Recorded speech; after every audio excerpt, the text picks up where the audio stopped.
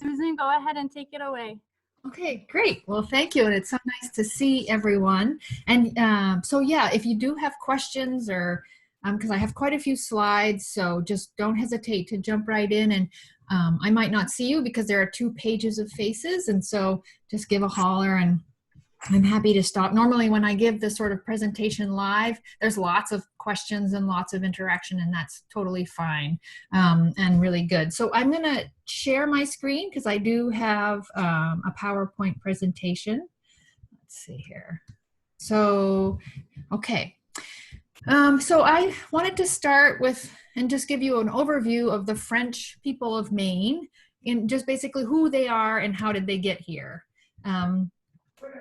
And I think it's important, when people started talking about the Maine Bicentennial, it was interesting because several people came to me and asked, so what are you going to do about the Franco-Americans and how are the Franco-Americans going to celebrate the Bicentennial? And that's a really challenging question for Franco-Americans because many Franco-Americans weren't even here in Maine when Maine became a state. Right? And those who were didn't come to Maine. They settled in the Madawaska territories, and the boundary was cut through their community. And I'll be talking a little bit about that as I go through. And but I think it's really important to think about Franco-Americans as we think about the Maine Bicentennial, because what it does is it really opens up Maine to the larger context, because most Franco-Americans weren't even in Maine when Maine became a state, right? So it allows us to really kind of think in a deep way about the bicentennial. And you can really see why when you think about Franco-Americans, you think about Maine, you have to think about Maine in the larger context. And Maine is really in the geographical center of French-speaking Canada. Right? You've got on your left, you've got Montreal and Quebec, and on your right, you have Acadia and the Acadian communities. And I'll be talking about those 2 different types of those 2 communities tonight. And you can see, I like this map so much because you really see how Maine really is right in the center. And so when we think about Maine and we think about French-speaking peoples, we have to think about Maine in this larger context. We can't really cut Maine out of this geographical heartland. And so I also want to talk a little bit about the term French people. So when I was growing up, we always said we were French. We never said Franco-Americans. And I remember I have this very distinct memory of being up north at my grandmother's house and she telling me that I was Franco-American. And I thought, a can of SpaghettiOs? That was not a term that we used growing up. And this author is David Plant. He grew up in Rhode Island and taught writing for many years. And he shows how this, even in Rhode Island and all the Franco-American communities, people spoke of themselves as French. We didn't say we were Franco-American. We said we were French. And the term Franco-American is I equate it to the term Latino or Latinx, right, that people use now. It's a political term that talks about different peoples, right? Latinos or Latinx people, they come from Mexico or they come from Guatemala, right? It refers to a whole bunch of different people. And here, Franco-American refers to both people from French-speaking Quebec and from Acadia. So the term Franco-American refers to those 2 groups. Now in Canada, those 2 groups are very separate. And if you were to call an Acadian a Quebecois, you might get a punch in the nose, right? Yeah. They see themselves as very distinct, and they see themselves as having very separate histories, separate languages, and I'll talk a little bit about those differences tonight. And we use the term Franco-American here in the United States to refer to both of those communities together, because many of the French communities in New England were a mixture of both people from Quebec and people from Acadia. So the term Franco-American is kind of a political term that tries to encapsulate these 2 separate identities that kind of coexist together in the United States. And you can see the kind of complexity when people talk about themselves. Now, these are the ancestry totals from the US Census, from the 2000 census. And it's interesting to see how people identify. So when you're asked on the census to identify, you write in what you are. And you can see that people can write French, or they write French Canadian, or they write Cajun. And if you're talking about New England, all of those terms can mean the same people, right? And if you look here, right, so this is the language, in the language prevalent other than English in the United States. And for the most part, it's Spanish, right? The map of the United States is pretty much yellow, and that refers to kind of Spanish being the second most common language, except in New England and Louisiana, where it's red, which is French, right? And that's because of these migrations from French Canada, not from France, but from French-speaking Canada, right? And you can see here's a close-up of New England, and you can see that those French, that French language maps pretty much on to the ancestry of Franco-American ancestry, right? Here is the map from 2000 of French-Canadian ancestry. And you can see that kind of like the language, right? If you go back, you can see that French is not common throughout New Hampshire or throughout Maine, right? And you can see it kind of maps onto those ancestry groups. And so just some more kind of documentation about that. The Maine, French is the most common language after English in Maine and Vermont. And in New Hampshire, it's equal to Spanish, right? So New England is unique in that it has this very strong French-speaking community that is still very prevalent, and still kind of, French is still the second most important language in these states. It'll be interesting to see in the new census what that looks like. So just, I'll just take a quick pause. Anyone have any questions here? Susan, I have a question, but I was just thinking about how French-speaking Africans have also contributed now to the prevalence of French, right, as a primary language, actually. Right. Yeah. So it's just kind of an interesting phenomenon that we've added French speakers to our state in a pretty big way. Yeah, it's interesting. Yeah, and I think, maybe Mo can talk more about this, but I think in Lewiston, right? I've talked to Mary Rice DeFoss about this, and the Somalis there was a very difficult migration, but the more recent migration, they're French speakers, and it's proving to be an easier integration because of this French speaking, right? There's a connection and a history of French-speaking immigration. And it'll be interesting to see the new census, how that looks, right? You're right. All right, so some historical context. So when we talk about French people or Franco-Americans, I think the thing to remember is that these people, though they might be new migrants to the United States, have been in North America since the 1600s, right? So when we think about French people of Maine, we're talking about people who migrated from France to New France or into Acadia at the same time that people were migrating from England to New England. And you can see here on this chart that New France and Acadia were two separate colonies, which is why it's kind of important to think of those two peoples as different, because they have different histories. They come from different parts of France here. You can see on this map, right, that this is a map of France. And most of the people that settled in Acadia came from the Poitou region, which is the red kind of on the left of the map. And then most of the people who settled in Quebec were from Normandy, right? So those two colonies came from different parts of France. And at the time, French wasn't uniform, right? So they brought with them different dialects. You can see that where the people from Quebec came from, they spoke a Norman dialect, whereas the people who went to Acadia spoke a Poitevin, right? So they come from different places in France. They have different kind of local dialects that they bring with them.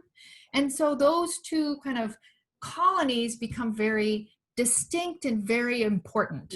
And that's why it's important, especially when we're thinking about people in Canada, to recognize those differences. So just to give you a quick overview of the Acadians, when we're talking about Acadians, we're talking about people who settled initially in the St. John, in the Bay of Fundy, kind of about around St. John. And here's a map of the Acadian settlements, right? You can see the Bay of Fundy, and you can see here, you know, the settlements. They started settling in 1608, I think it was, and they lived here for 150 years. And at the time, I'm going to go back to this slide here, you can see if they're settling in the Bay of Fundy, right, that Boston is quite close. And part of the history of Acadia is that this colony, while it was initially settled by France, went back and forth between being owned by France and being owned by England. And so it switched hands very often, and the people kind of settled and developed an American identity very early on, right? Because they were kind of cut off from France, and they were English subjects, French subjects, English, it kept going back and forth. And the kind of key event that happened to Acadians in 1755 was that the British Crown decided to start deporting all the French-speaking people out of this region.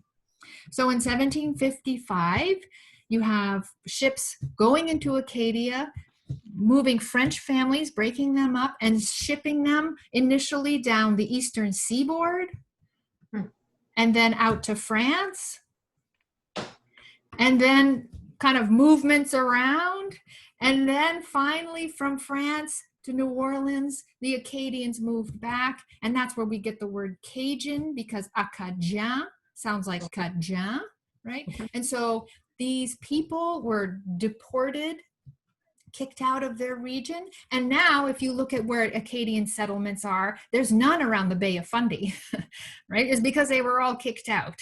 And they went to Moncton, and some of them went to northern Maine, right? And so when we think about northern Maine, that's a settler colony started by Acadians who were escaping the deportation.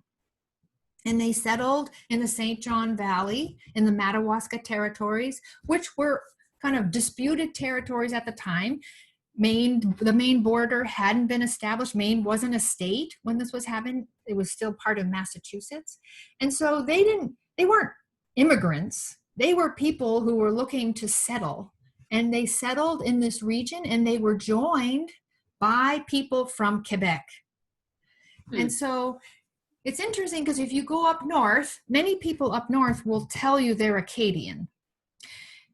And that's true, there are Acadian settlers, but most of them are actually intermingled between people from Quebec and people from Acadia, right? They were joined by people from Acadia, and so you'll have the mixing. And people will say that in northern Maine, there's a specific dialect called Brayon, which refers to the fact that you have Acadian French mixing with Quebecois French, and you have Acadian people mixing with Quebecois people.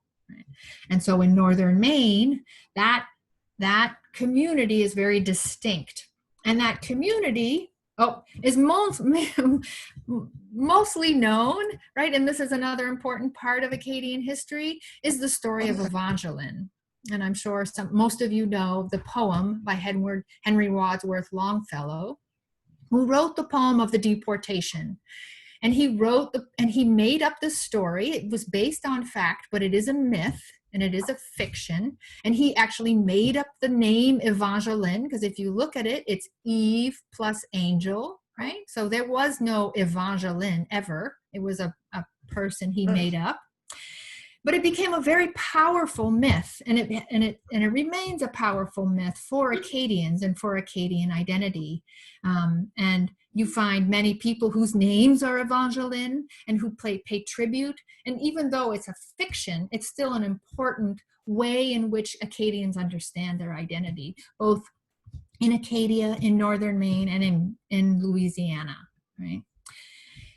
So here, just to kind of finish up with the Acadians and how they came to Maine. So when they settled in Maine, and when they settled in the Madawaska territories, that wasn't the border wasn't settled. And even when Maine became a state in 1820, the United States claimed up into the Green Line, and Great Britain claimed down into the Red Line. And it wasn't until 1842 that border was established. And what they did was they said, well, let's just chop this down the middle, which was great on paper, but what it actually did was cut that community in half because people were settling on both sides of the border. And so Maine statehood for the Madawaska territories is kind of a problematic thing because they didn't move to Maine, they moved to Madawaska, right? And their community was cut in half when in Maine, those borders for Maine were finally established. And so here, to kind of come back to this question of bicentennial, right? This is kind of, you have families on both sides of the border, right? You have the same names on both sides of the border. You have families that now are American, whereas their other half of their family is Canadian. And so that bicentennial has a certain meaning. I'm going to pause here. Any questions about that? Everybody good? Okay. Yeah. Oh, sorry. One question. I actually am loving this because I didn't know a lot of this stuff about the Acadians, which is who I descend from. And I'm like where they come from and the language difference. And I'm fascinated by that. And I've been wanting, because I've been hearing people talk about distinctions, the distinctions between the two groups. So are there some books, specific books that might be recommended for reading about the distinctions between the two, or even the Acadians themselves and tracing them back to the France, the locations, the language, and so forth? You know, I'll share with Greta a bibliography, and I'll make sure to put some titles, and then she can, if you maybe in the chat, send your email. Greta, is that okay? That would be great, yeah. Okay, so in the chat, if you send your email to Greta, and then I'll send a bibliography to Greta, and she can send it to you. Fantastic, thank you. Yeah, no problem. All right. Okay, so that kind of is a quick overview of the Acadians. Distinct, this from New England, whereas New England was settled by people who were escaping persecution, right? They came, and you have the whole story of the kind of outcasts, right? The people who were kicked out of England came and settled in New England. In New France, it was the exact opposite, right? This was seen as part of France. It was Catholics who came, and in fact, Protestants were discouraged from coming, right? Because they were not part of, it was part of France, and it was not settled by people who were outcasts. It was settled, Quebec was settled by people who were very much part of the political structure of France. Again, so we have the people who came were mainly from the Normandy region up in the top, up near Paris, right? And lots of people from Paris settled in Quebec. And we can talk about that because especially if there's some genealogists here and some interesting facts about language, because a lot of the language that is spoken universally now in France is actually the Parisian dialect that got kind of set, kind of made the standard. And so a lot of immigrants came to Quebec from Paris, and especially a lot of women, right? There were these boatloads of women that were sent over, called the King's Daughters, and they all came from Paris, many of them.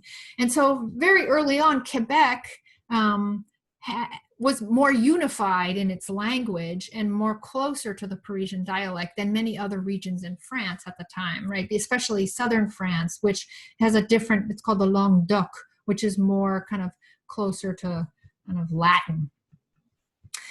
So the Acadian, the deportation, that was kind of a specific instance that happened to Acadians at the time. So here up until 1763, France claimed all of this as their own, right? And people were settling along the St. Lawrence Riverway, right? In Quebec and in Montreal, right? There were French people settling there. And in 1763, all of that became Great Britain, right? With the Treaty of Paris, all of those French colonies became Great Britain. And yet you had lots of French-speaking people who lived there, just like in Acadia. Now, it's interesting because in Acadia, those French people were deported, right? When Great Britain took over, they said, we want you out of here, and they kicked them out. That did not happen in Quebec. And part of the reason is because Great Britain was getting nervous about what was happening in the 13 colonies. And they didn't want the French people of Quebec joining in to fight against the British Crown. And so they granted to the French-speaking people there, and it was called the Quebec Act, they allowed them to keep their Catholic faith, and they restored French civil law, and they restored the Catholic Church, right, which had been abolished when they took over. And that was very important and a very big distinction between the people living in Quebec and the people living in Acadia. Because what that meant was that people living in Quebec could keep their Catholic culture centered around the Catholic Church. And the Catholic Church was the social institution that structured life. Right? And when you think about the fact that these people moved here in the early 1600s and still speak French today, right? I mean, that's because of that, right? It's because of this Quebec Act that recognized their difference, recognized their right to remain Catholic, to remain French, and to remain French speaking. And part of that, and that's a big difference between the people in Quebec and the people in Acadia. And a lot of that is because what was happening in the 13 colonies. So you have in 1608, people settling in Quebec. Great Britain takes over. They still maintain their distinct culture, their distinct language, and the Catholic Church becomes the social institution that structures French life. And that's very interesting. When people start moving, right, to Maine, they're used to living under English law, right? They've been living under Great Britain and under British rule since 1755 or 1763, since the Treaty of Paris, right? And so when people start moving into the United States, first they start moving in to work in the woods, and this is before 1860, right? So you can see the main migration trails are into the Madawaska Valley and the Madawaska territories, right? And also through the Kennebec-Chaudière down into Waterville and Bangor. And they come to start working initially in the woods. And when they come, what they bring with them is this social institution of the Catholic Church. And when I was growing up, it always struck me that you'd go into these small towns and you'd see 2 or 3 big Catholic churches. And part of it was that wherever French people from Quebec, whenever they migrated, they brought with them the church, and the church became the social institution that structured their life wherever they were, right? So in Lewiston, in Waterville, and that Catholic Church allowed them to live in French, because connected to the Catholic Church was the hospital, right? Connected to the Catholic Church was the orphanage and the credit unions. Credit unions were invented by French Canadians who didn't want to bank in English. They wanted to bank in French, right? Yeah. And so when people started migrating to the US, they brought with them that culture. And this migration initially started before 1860, but it was really after the Civil War that migrations from French Canada into Maine started happening.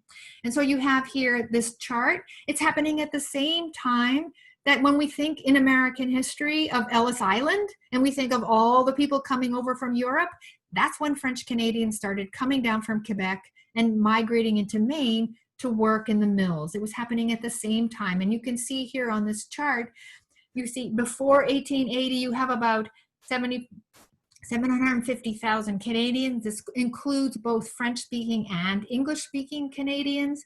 And then after 1880, you have over 2 million people coming down from Canada. And it's happening at the same time that the Italians are coming in, except the big difference is it's not happening through Ellis Island. And the people who come, they basically, it takes them a day. They hop on the train and they come to Maine, right? And you can see here how they came. There was they could hop on the train and be here very shortly.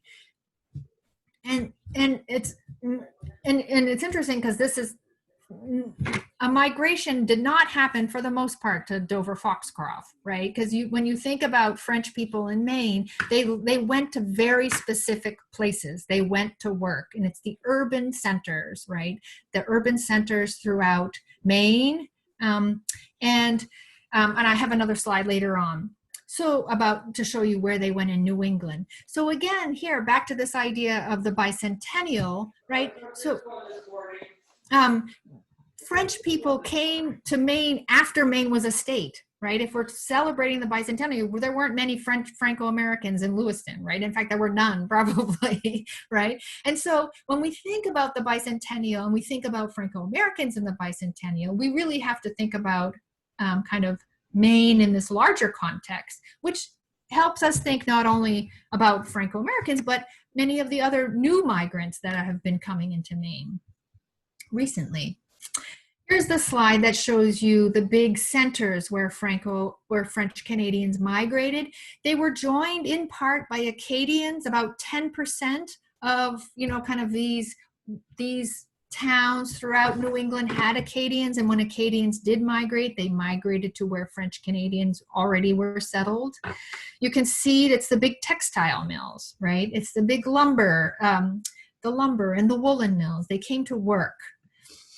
And it was a huge migration. About 1 in 3 French Canadians moved to the United States in this time period between 1860 and 1930. And it was a very big migration, and the migration tended to concentrate in towns. They didn't migrate all over Maine. They went to Lewiston, they went to Waterville, they went to Biddeford, they went to Saco, right? They didn't go anywhere else, right? That movement out happened for the most part when Maine deindustrialized, right? It was when they started moving out of the towns. I like the fact, it's kind of interesting to think that Fall River was the 3rd largest French Canadian city in 1900, right? And Lowell was 4th, right? This was a massive migration, right? It was a really very big migration of French people moving, and they moved specifically to New England. They didn't go very many elsewhere. And it was quick, right? This gives you a sense, right? Lewiston went in 1860 from having 0, and in 40 years, they had 13,000 French people, right? So it was a very big migration. It was a fast migration because it was so close.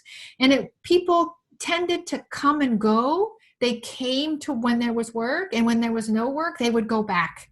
It was a borderlands migration. And it's very much like the migrations happening now on the southwest border with Mexico, right? Because people they come to work, and if they can't find work, they go back, right? And that's what was happening with French people. And I'm sorry that this is in French, but I think you probably can read it, cotton and wool, right? It shows you that the large part of the people working in the cotton mills and working in the woolen mills were French, from French Canadian descent, right? And here's a map of kind of when people came. The peak was between 1890 and 1900. And in 1933, the border was shut, right? And so after the Civil War and until the border is shut, to migrations, not only to French Canadians, but all migrants, the United States kind of shut the border. And so we see this kind of nice distribution. And as I said, the kind of people, because it was so close, people could come and go. It was very easy for people to come and then go back. And this is I like this photo because it shows kind of the person in the spiffy suit, right? Coming back to Quebec to visit his, his father or his brother, right? And you can see why so many people were tempted to come work in the mills, right? Because you could come, you could make lots of money. And if you had a big family, right, you could have them all work in the mills with you and you could make lots of money fast. And for many people, they came not necessarily to stay, but they came to make a lot of money so that they could move back to the farm, right? And buy, a farm or move back to their homeland. I want to start moving into some cartoons here because there was a cartoonist who worked at the Franco-American Center, and I like kind of ending with his cartoons because he kind of encapsulates some of the issues that kind of are important to the Franco-American community. And he's got this great my uncle from the States, right? And so you can see how in this borderlands community, right, the people from the United States have money, right? He comes with his Buick and he's got his nice hat and he's showing off, right, to his country brethren, right? Mon oncle des États, right, who's coming from the States. So just a quick kind of, at the time, the people who were leaving Canada were looked down upon. And this, again, is in French, and I'm sorry about that, but they show you at the top what an ideal Canadian woman is, right? She's got her children, and she's nursing them, and she's very maternal. And at the bottom, we see the dangers of America, right? Playing out in gendered terms, right? Because what's going to happen when you move to the city? What's going to happen to your daughter when you move to the city, right? She's going to start looking, the worst, the sexualized female body, as kind of standing in for the fears. Coming from Canada, the people in Canada, there's a very famous saying, as all of these people were leaving, the kind of people said, it doesn't matter, it's just the riffraff who are leaving. And so when people left, they were not looked at upon kindly, right? They were seen as chasing after money, right? They were not staying with the good values of French Canadian culture. In Maine, as a response, right, in Maine, there was a kind of a backlash against all these French Canadian Catholics moving in. And Maine in 1919 established English-only laws on its books that weren't revoked until the 1970s, right, which required that all instruction in public schools happen in English. And you still meet many people in the Franco-American community, especially from northern Maine, who talk about silent playgrounds because they weren't allowed to speak French in school. And when the school officials would come around, no one could say anything because it had to be in English, right? And so it's an important history and it's an important thing to understand. And it's important for the issues for Franco-Americans today because a lot of Franco-Americans are dealing with kind of generational language loss, right? French Canadians and Acadians kept their language alive since the 1600s.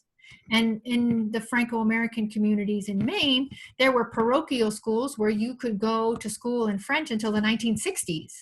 And right now, what's happening in the Franco-American community is this massive generational language loss because no one can, there's no option now to have your children schooled in French. And part of it is this kind of backlash against the immigrants, right? We didn't want them to keep their French. The other backlash was the KKK, the first daylight KKK parade. Milo.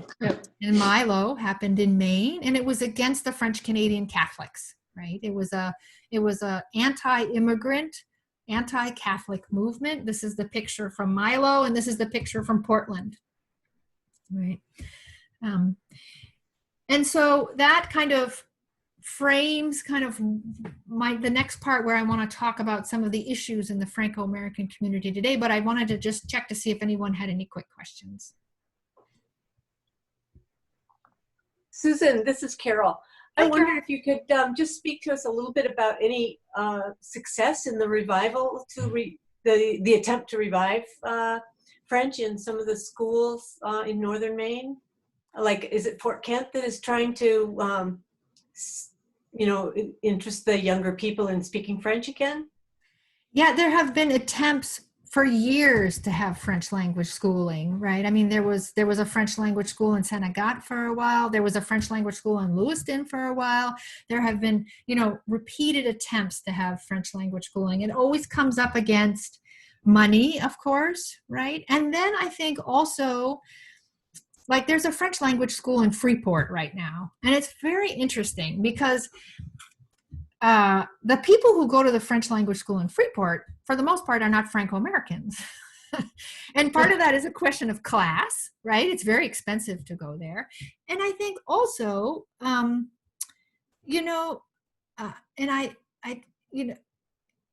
I also run an after-school French language program here in Orono and in Old Town. And Old Town has a Franco-American community. And I do have some Franco-American kids, but for the most part, it's upper middle class professional people who want their children to speak French.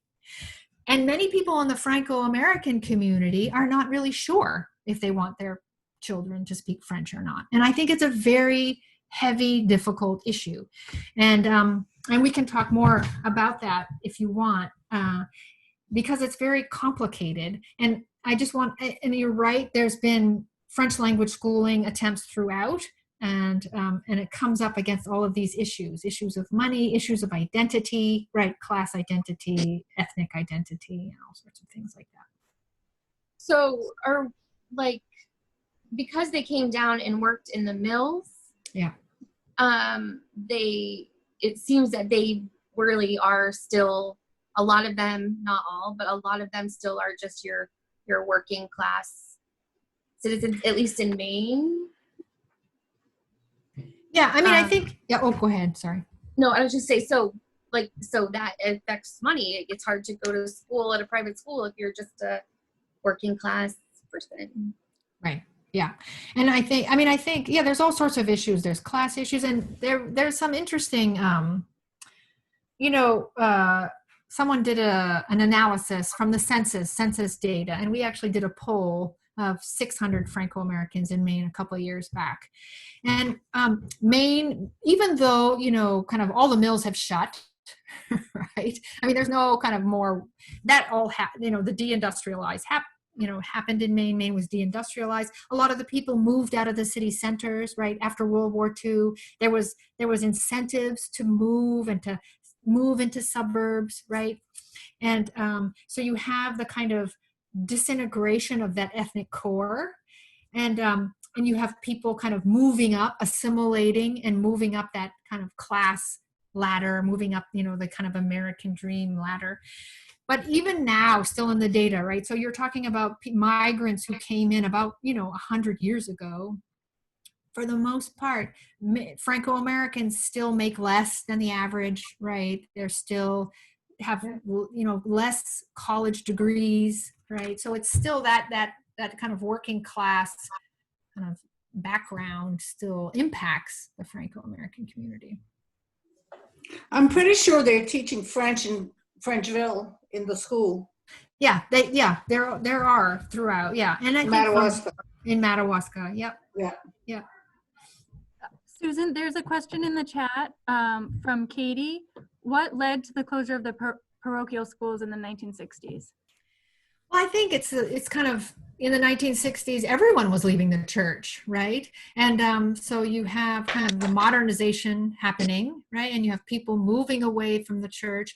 And at the same time, the kind of closing of the national parishes, right? Up until the 1960s, you had the French church and the Irish church, right? And all of these towns, you had the English-speaking church, or what was called the Irish church, and the French church, which had maybe not mass in French, but you could go to confession in French, right?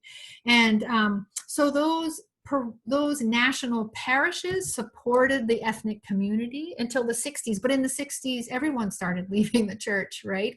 And the national parishes started closing down. And that meant, too, that the kind of the the national parish which had a parochial school which offered bilingual education no longer could do that because it was serving no longer just serving a French speaking community, but serving the larger kind of regional community. And so for all of those reasons came together to kind of close out those French speaking schools. And up until the 60s, Franco-Americans, if they had a son who was very good at school, they would send their child to school in Canada. Up until the 1950s or 60s, the elite of the French Canadian community did that. Any more questions? You good? All right, so I just wanted to end with talking about some of the issues today in the Franco-American community, and I want to do it through Peter Archambault's comics. Here's one, right, called "It's Just a Joke," and it's interesting because growing up, we always told dumb Frenchman jokes, right? It was always like, and it was always the French people who were the butt of the jokes, right? And I think if you go to different parts of the the United States, it's the Polish people or whatever. And growing up, it was always, whenever we'd make a mistake, we'd say, oh yeah, well, it's the Frenchman, or I'm so French, or whatever. And I think it's a kind of a mark of shame, right? That, you're the one who's the outsider.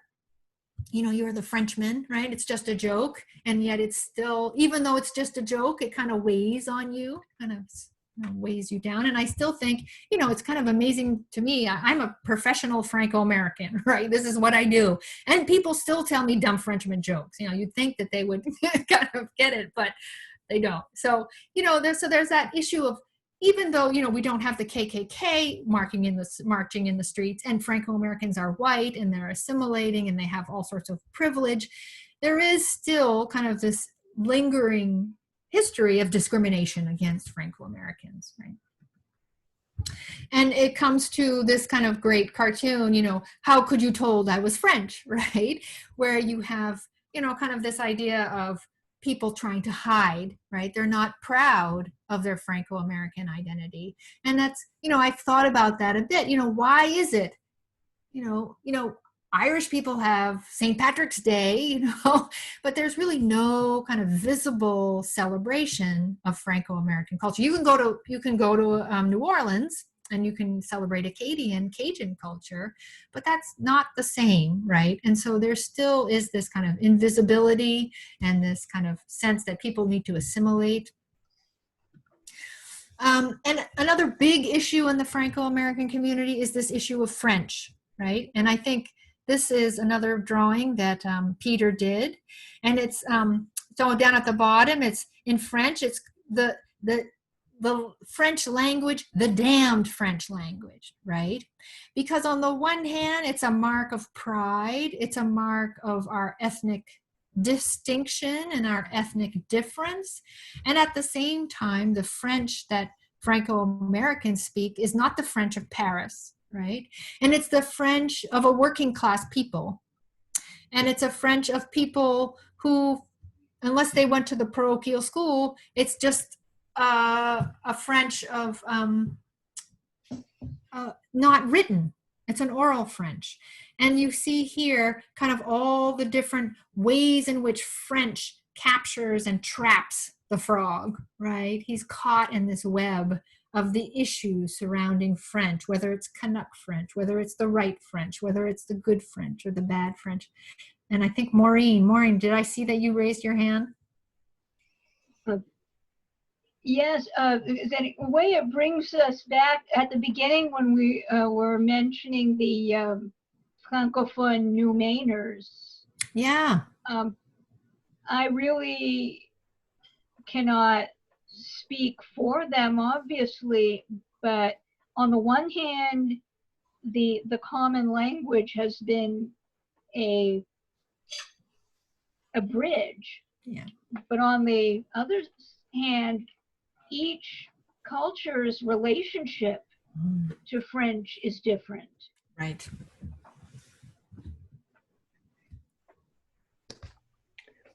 So it'll be interesting to see how.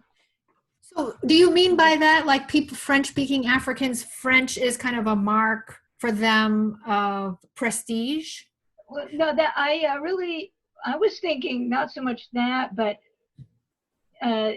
in their homelands, it was the language of the colonizer. Oh, right. I can see that. Yeah, whereas here, not really. Right. It's the language of, it's the language of home, right? Or the Yeah. language of, yeah. But then again, I don't have Yeah. the Francophone New Mainers themselves saying that. Yeah.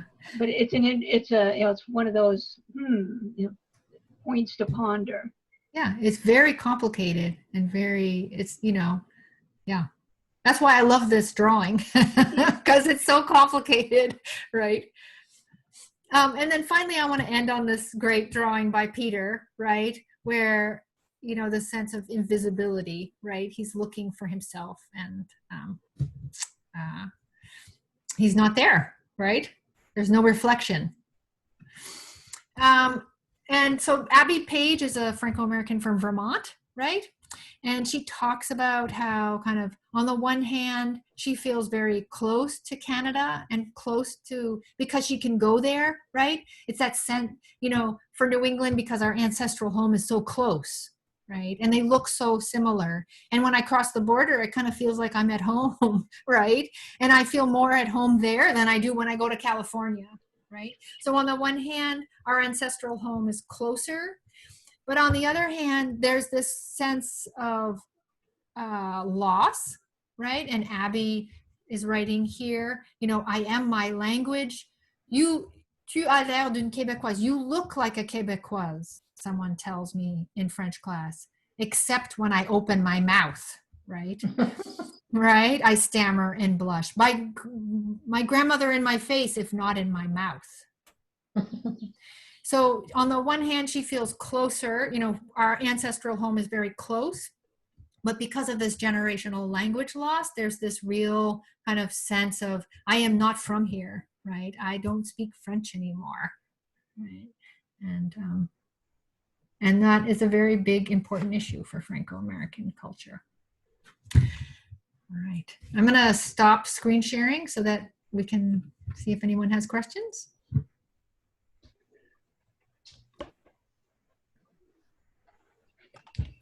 Yeah, I have a question.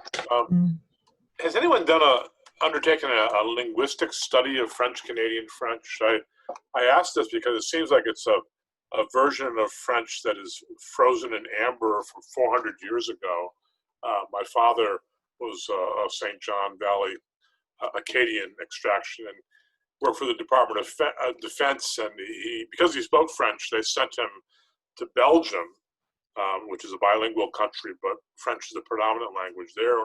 Because they had a contract for defense with Fabrique Nationale there in Brussels. And when he started speaking French over there, the Belgians reacted with astonishment. It was like if an Elizabethan Englishman was dropped into our midst today, 400 years later.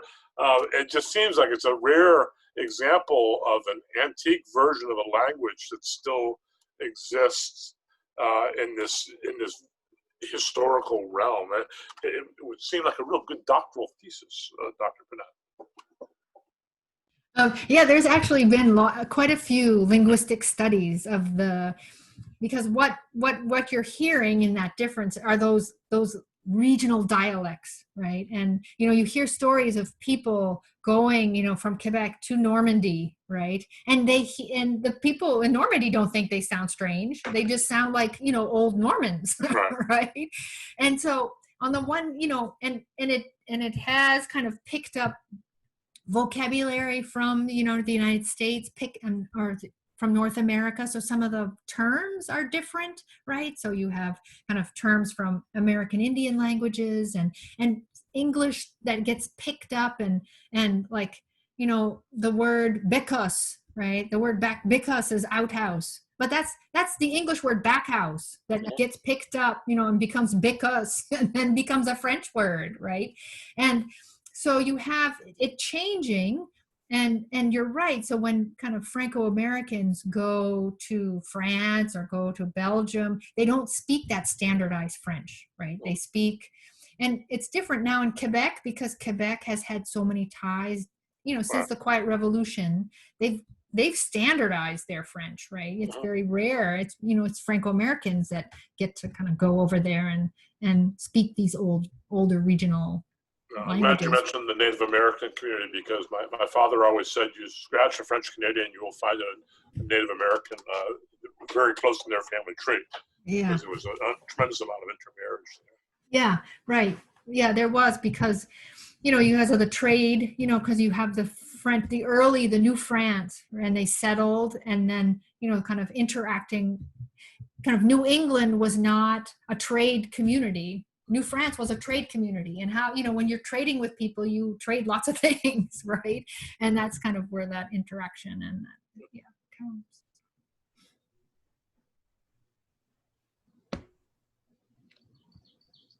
Susan, one more comment on the language thing. Was it Jack Kerouac who said, hey, I went to France, my French worked, so leave me alone about, that New England French isn't really French.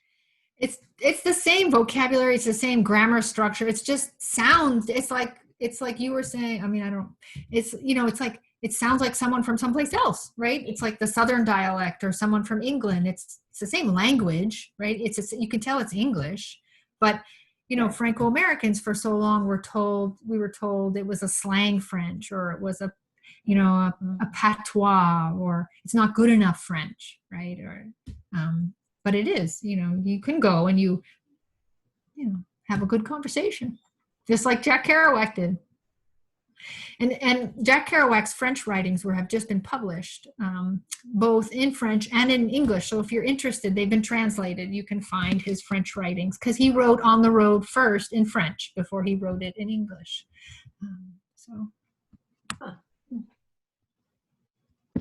Hi, Susan. I was told several years ago that, and I don't know where this information comes from, unfortunately, but I was told that my ancestors came from Calais. And then when I looked it up, it looked like that was actually maybe a major port town at the time. So, I mean, I don't think they necessarily came from there specifically, but maybe through there. And I'm trying to remember if that was within the region you were talking about for the Acadians. Does that sound about right? That that's maybe one of the places they would have left from?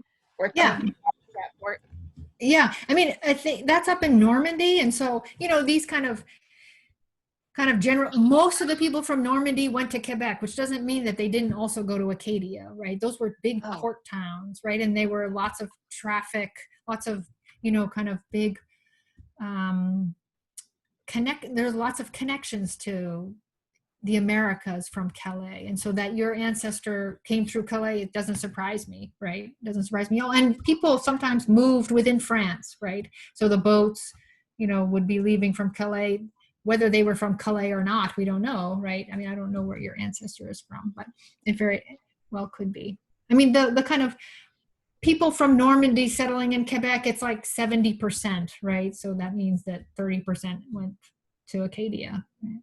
Right. And of course, like I said, I don't know where this came from. I was given a family history that dated back to about, I don't know, mid to early 1800s.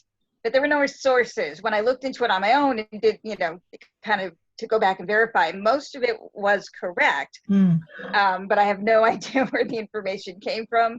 And it was referring to a specific person, not all of them, of course. Supposedly, Richard was actually originally Lafleur.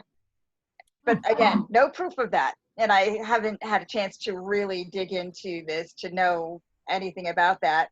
I am curious then, what were the ports that from the area that the Acadians left France?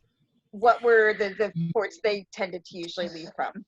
I think that was Honfleur. I don't know. I'd have to look and see. But that kind of Poitevin region there was a port there, Bordeaux, right? I mean, and I'd have to look to see exactly what town that was.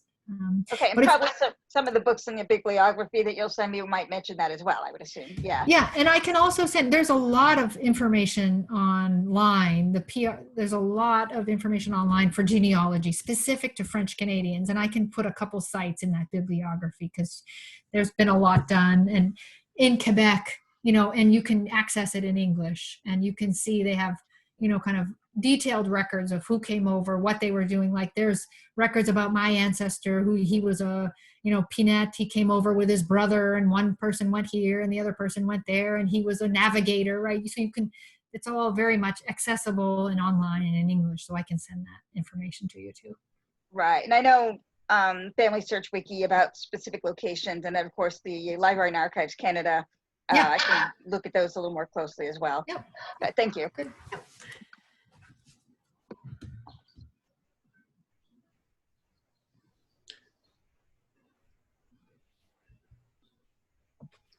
Are there any other questions?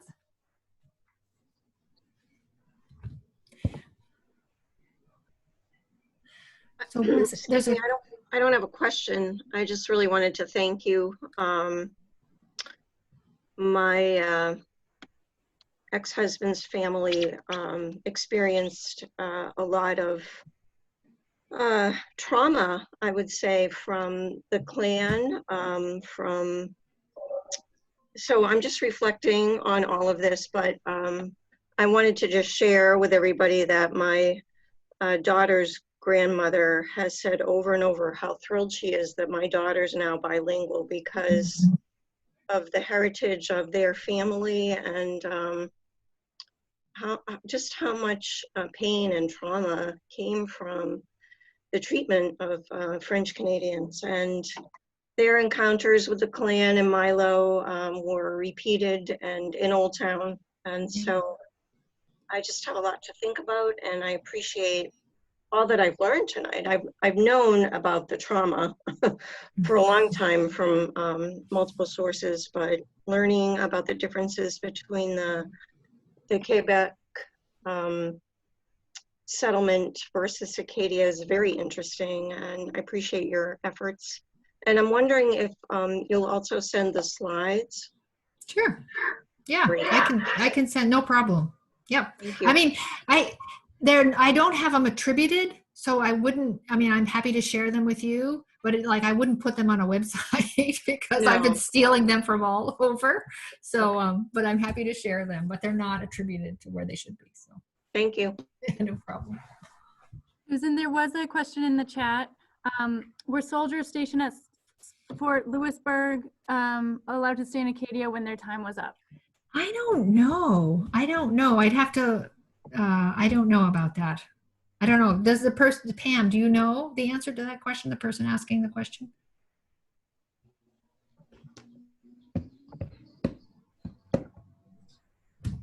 Pam? There. No, I don't.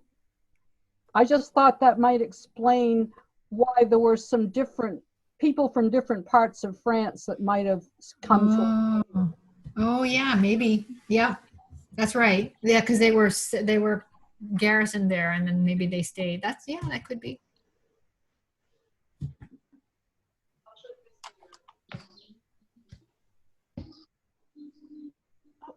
Well, thank you all. I guess if that's everything. Thank you so much, Susan. That was a really wonderful presentation. Great, and thank you. I'll send you the links to everything. Okay. That would be great. And feel free to unmute yourselves so we can give a round of applause here. Thank you, Susan. Thank you. Au revoir. Yes,